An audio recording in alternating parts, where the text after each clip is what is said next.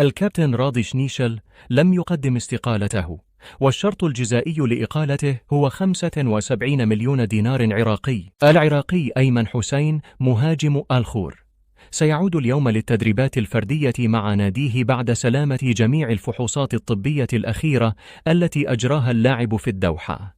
منتخب الشباب يختتم تدريباته في العاصمة التايلاندية بانكوك، ويصل إلى مدينة بوريرام للدخول في منافسات تصفيات كأس آسيا. قائمة بأغلى العقود في دوري نجوم العراق للموسم الحالي.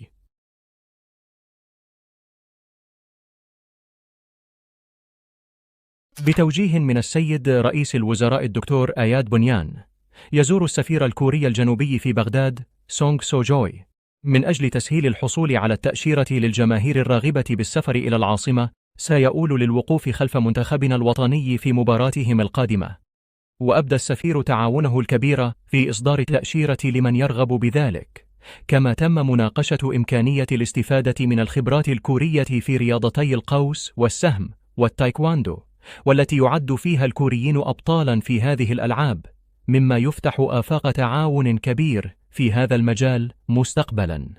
باسم قاسم مدرب الطلبة، الوزن الزائد لعدد من اللاعبين المحترفين بسبب التحاقهم المتأخر وخوضهم وحدات تدريبية أقل، وسنعاني في الجولات الستة الأولى. الاتحاد الخليجي لكرة القدم يقيم اليوم قرعة دوري أبطال الخليج في 7:00 مساء، وتشارك في البطولة أندية: العربي القطري، الاتفاق السعودي، النصر الإماراتي، دهوك العراقي، القادسية الكويتي، ظفار العماني، أهلية صنعاء اليمني. وستنطلق البطولة في 23 من شهر تشرين الثاني المقبل وحتى 15 من شهر نيسان للعام المقبل. نادي الزوراء يتعاقد مع المهاجم مامادو سورو قادما من نادي الباطن السعودي. ملعب جديد في العراق، رسميا تم تسليم الموقع المخصص لإنشاء ملعب الشطرة الدولي سعة 20,000 متفرج، وهي نفس الشركة التي قامت ببناء ملعب الناصرية الدولي بقيادة فلاح منفي. تصميم الملعب على الطريقة الإنجليزية بدون مضمار مع قرب المدرجات من الأرضية. الأمين العام للاتحاد الخليجي لكرة القدم جاسم الرميحي يكشف عن الجوائز المالية لبطولة دوري أبطال الخليج. جوائز البطولة تنافس جوائز الاتحاد الآسيوي لكرة القدم، وهو ما يبرهن على الاهتمام الكبير من قبل الاتحاد الخليجي. صاحب المركز الأول البطل سيحصل على جائزة مالية قيمتها 3 ملايين دولار. جائزة الفريق صاحب المركز الثاني $1,000,000.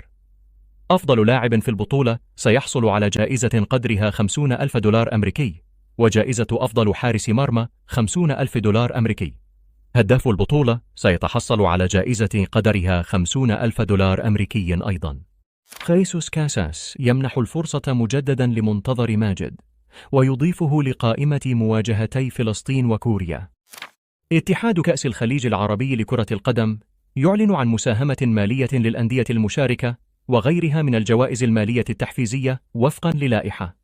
تخصيص مبلغ مالي قدره $300,000 للأندية المشاركة في البطولة.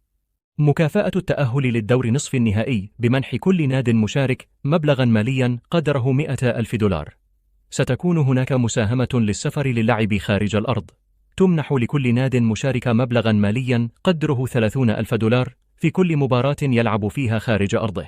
كما تم تخصيص مكافأة الفوز في المباراة، والتي تبلغ قيمتها $30,000 في كل مباراة يحقق فيها الفوز. كاساس يطالب بضم منتظر ماجد 19 عاما من جديد لصفوف المنتخب الوطني بعد تألقه مؤخرا مع فريقه هامربي في الدوري السويدي الممتاز. يذكر أن منتظر هو أحد أبرز المواهب الشابة العراقية، والذي لاقى اهتماما سابقا من قبل أكثر من نادي في الدوريات العالمية الكبرى. عودة موفقة إن شاء الله. الاتحاد الخليجي لكرة القدم يناقش الاستعدادات التنظيمية الجارية لاستضافة دولة الكويت لمنافسات بطولة خليجي 26 التي ستقام خلال الفترة من 21 ديسمبر وحتى 3 يناير المقبلين. وترأس الاجتماع سعادة الشيخ حمد بن خليفة بن أحمد آل ثاني وزير الرياضة والشباب رئيس اتحاد كأس الخليج العربي لكرة القدم. تم بحث عدة موضوعات مدرجة على جدول الأعمال، من بينها اعتماد محضر الاجتماع السابق وتقرير الزيارة الأخيرة لوفد اللجنة التفقدية لدولة الكويت، حيث تمت الإشادة بجهود اللجنة وحرصها على تهيئة الظروف المثلى للمنتخبات المشاركة والجماهير. وأكد الاجتماع على ضرورة بذل كافة الجهود لضمان نجاح استضافة الحدث الكروي المهم على جميع المستويات، بما في ذلك التأكد من جاهزية البنية التحتية والمنشآت الرياضية. ويتوقع أن يتم إعلان تفاصيل سحب القرعة وتحديد الملاعب التي ستستضيف المباريات والتدريبات للمنتخبات المشاركة. لاعب زاخو أمجد عطوان أغلى لاعب في الدوري العراقي للمحترفين بقيمة عقد وصلت إلى 700 مليون دينار عراقي، ما يعادل 466 ألف دولار. الوحدة يتأهل إلى 8 نهائي كأس السعودية بعد الفوز على الفيصلي بركلات الترجيح العراقي. يوسف أمين شارك أساسياً وسجل هدف من ركلة ترجيحية. فهد الكرخي: أنا رئيس رابطة المنتخب الوطني العراقي، وإن متت ما حد ياخذ الرابطة.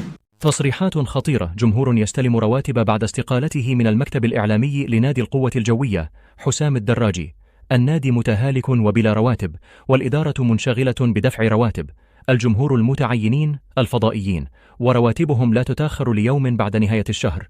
الجمهور يستلم راتبه كل نهاية شهر بلا انقطاع ولا تأخير، والمكتب الإعلامي يعمل بلا رواتب منذ شهور.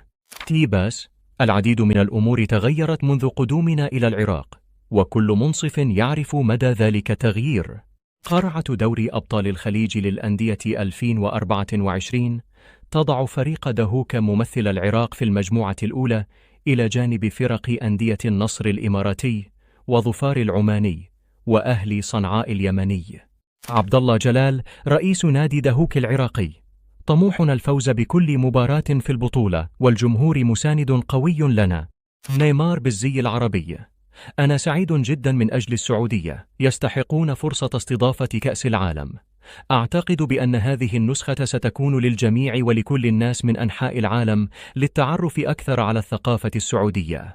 شاهد كرة البطولة التي تم الكشف عنها خلال مراسم القرعة. منتخب ناشئين العراق يخسر بهدفين مقابل هدف أمام المنتخب القطري ضمن معسكره التدريبي المقام في الدوحة.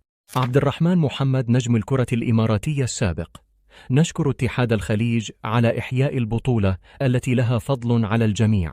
طاقم تحكيم إماراتي لمواجهة منتخبنا الوطني وفلسطين. إدارة نادي دهوك: اتفقت مع شركة هندريكس، وهي ذات الشركة التي جهزت في وقت سابق عشب ملعب الكاب نو. نادي الخور: أعلن عودة أيمن حسين للملاعب وبدأ بتدريباته الفردية تمهيدا لعودته للعب مع الفريق في الدوري القطري. رئيس نادي دهوك الدكتور عبد الله جلال: لدينا جمهور مرعب ولاعبين على مستوى عال، نطمح بتقديم مستوى يليق باسم العراق. فريقنا جاهز، ولعبنا مباراة واحدة في الدوري، وخلال الأيام المقبلة سيكون الفريق أكثر انسجاما مع بعض. أرضية الملعب ستكون جاهزة قبل انطلاق البطولة بعد الاتفاق مع الشركة الهولندية، وطموحنا هو الوصول للمباراة النهائية رغم صعوبة الفرق.